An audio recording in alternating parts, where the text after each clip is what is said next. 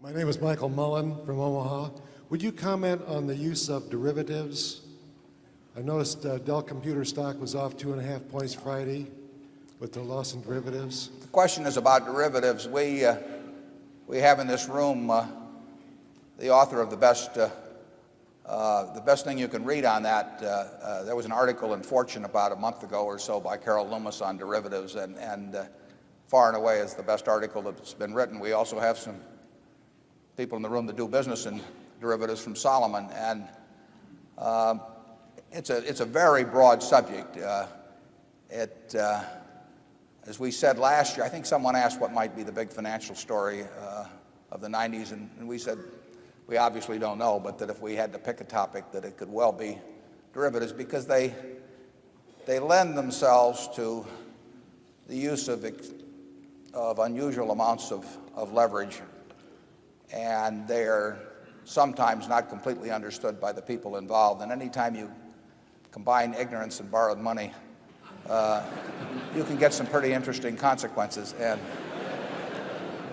particularly when the numbers get big. And you've seen that, of course, recently with the recent Procter & Gamble announcement. Now, I don't know the details of the P&G derivatives, but I understand, at least from press, that what started out as interest rate swaps ended up with P&G writing puts on large quantities of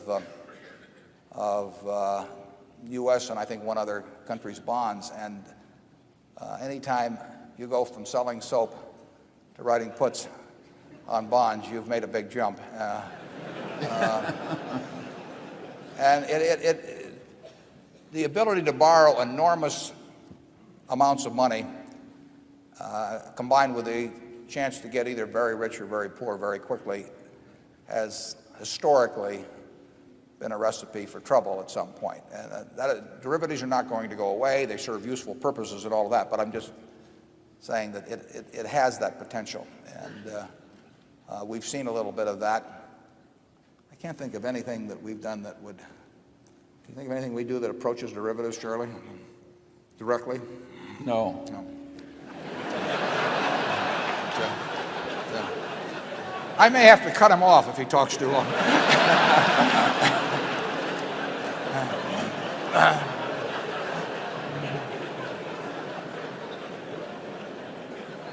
Is there anything you would like to add to your already extensive remarks? I'm sorry. No. Okay. In that case, we'll go to zone 2.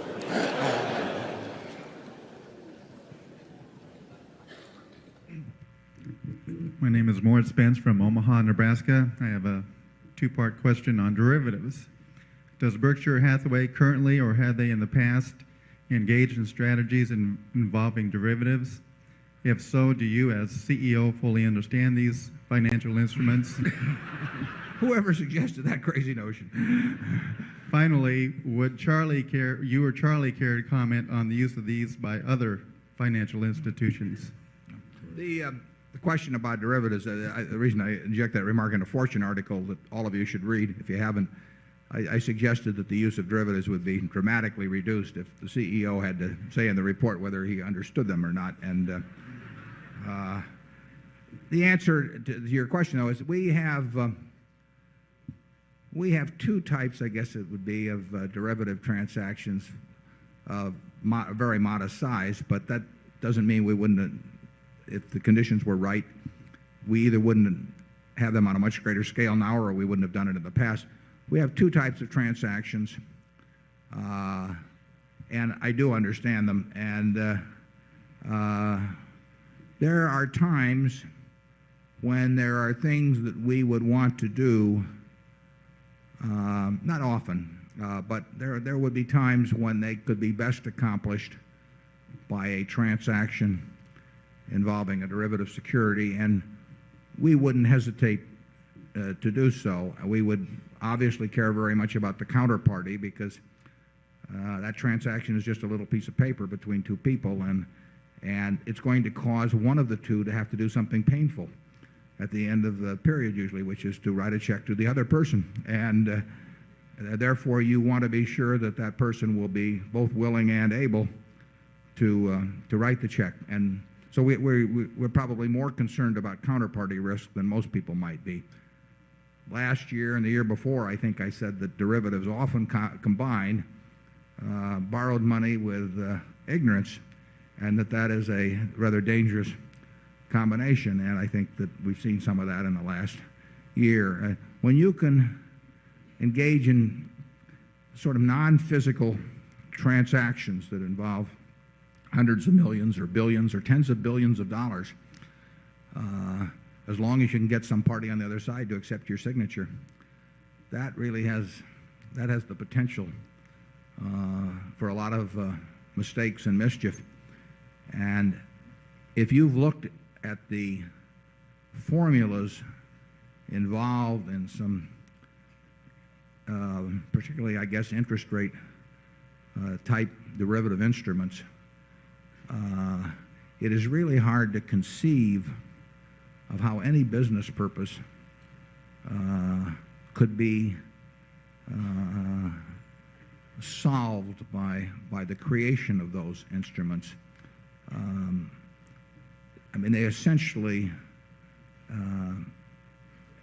had a huge, really gambling element to them. And I use that in the terms of engaging in a risk that doesn't even need to be created, as opposed to speculative aspects. They involve the creation of risk, not the transfer of risk, not the moderation of risk, but the creation of risk on a huge scale. And